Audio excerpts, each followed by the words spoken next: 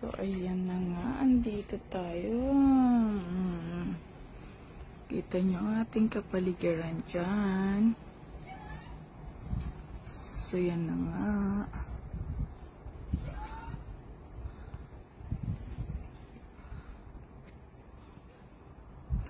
So, medyo meron tayong bagong baby girl, si Bambi. Ayan siya.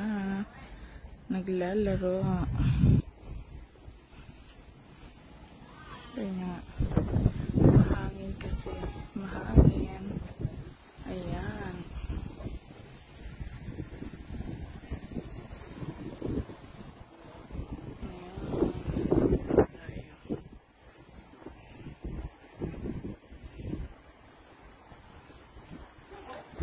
Pag may event, pwede kayo mag-barbecue dito. May gripo din dyan. So, ayan. Nasa rooftop na kasi tayo. Pwede din dito mag-party-party. Ayan.